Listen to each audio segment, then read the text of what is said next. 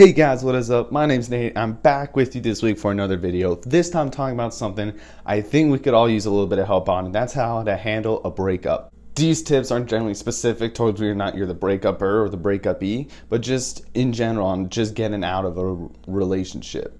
I've gathered these tips just both from my own personal experience of being broken up with and breaking up with people, and also from watching my friends and what they do right and exactly what they do wrong. Today, I kind of want to go over more on the side of what they do wrong in ending a relationship, since I feel like that's a bit more beneficial than just going, oh yeah, do exactly what they're doing. And without any further ado, let's just jump right into it. So I think tip number one is going to be no contact with your ex, or minimal contact as possible. And when I say no contact, I mean absolutely none. No texting, no calling, no Snapchatting, whatever. No direct messaging. Try to get as little contact as possible because you need that space in order to actually start healing. The reason I put this as step number one is just because I want to emphasize how important this actually is. I know like a close friend of mine actually just got broken up with, and she constantly texts him and he still constantly texts her, and they're not good messages at all. They're not good conversations, and he just needs to break off contact to actually start healing, and he is just not willing to do that. He's messaging her stuff like, I miss you, I want you back, while she's messaging him just telling him how much that she hates him. And doesn't take a rocket scientist to see just how toxic that can be. And if you're taking your time to actually message your ex, all the time how much that you miss them and how much that you want them back, that gives them the signal that they can do whatever they want and you'll always be there. If your goal is to win them back, which I do not suggest, do not get back with your ex. Very rarely does it actually work out. But if that's your goal, then you do not want to give them the precedent that they can do whatever they want and you're still going to be there. You want to kind of back out, give them that space, and show them what it's like when you're not there. Kind of like you don't realize what you actually had until it's actually gone. And to kind of go on a side tangent on the no talking rule includes to your ex's family and friends.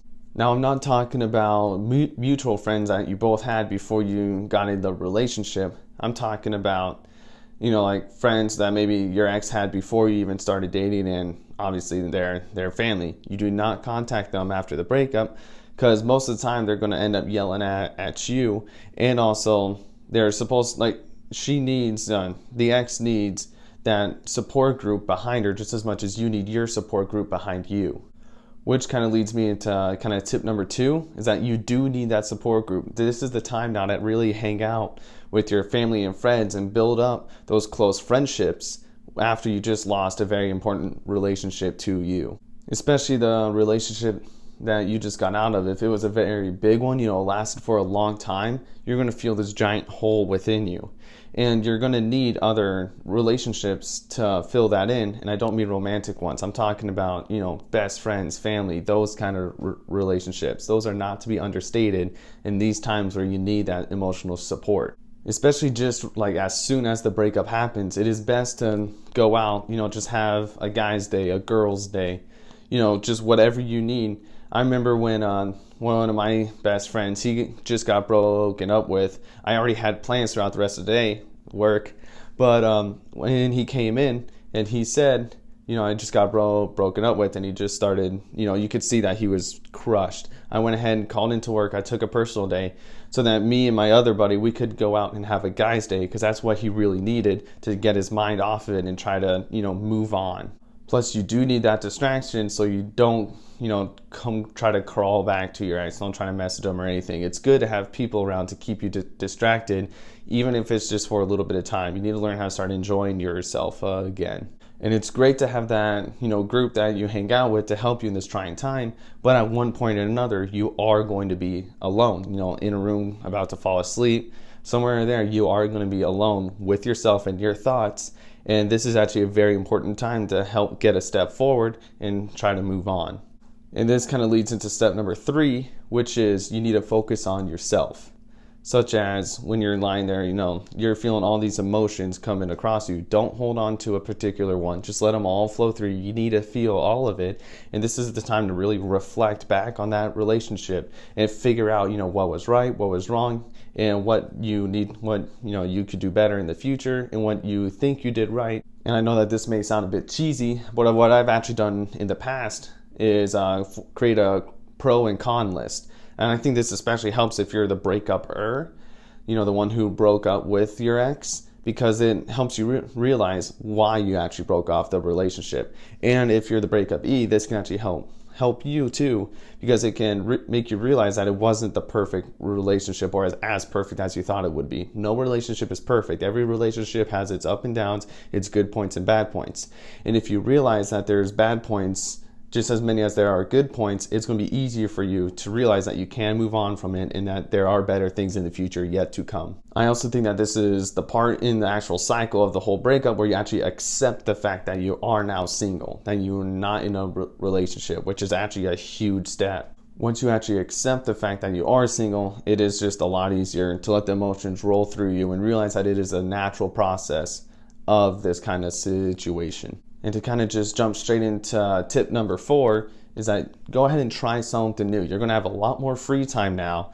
So if you ever wanted to try something, now is the perfect time to just go ahead and give it a shot. And I don't mean anything crazy, such as, like a new haircut or, spending thousands of dollars on this new hobby that you think you're going to enjoy. What I'm talking about is just something simple at first.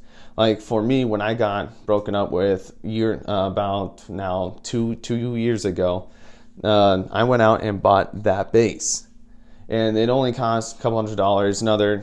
I think altogether with the amp and the chords and everything, it was probably like around $400, and it's something that I still enjoy to this day, and it's helped me move on because it's helped me even form my old passion. Now, whether or not you're trying for a new hobby or even, just going to the gym consistently, it's good to have that feeling of you're actually going out and doing something you can actually take home with, like laying down in bed. Like, I am proud of myself. I went out and I actually accomplished something that I don't think I would have been able to do when I was in a relationship. And a good thing with go ahead and trying something new is that you meet new people, more people, and you get to expand just your circle of knowledge and everything, which is never a bad thing. As long as it gives you that feeling that, deep down that you're actually doing something that you want to do, and you're enjoying it, and it gives you that satisfaction of actually going out and doing something, then go ahead and go for it. I see no problem with it at all.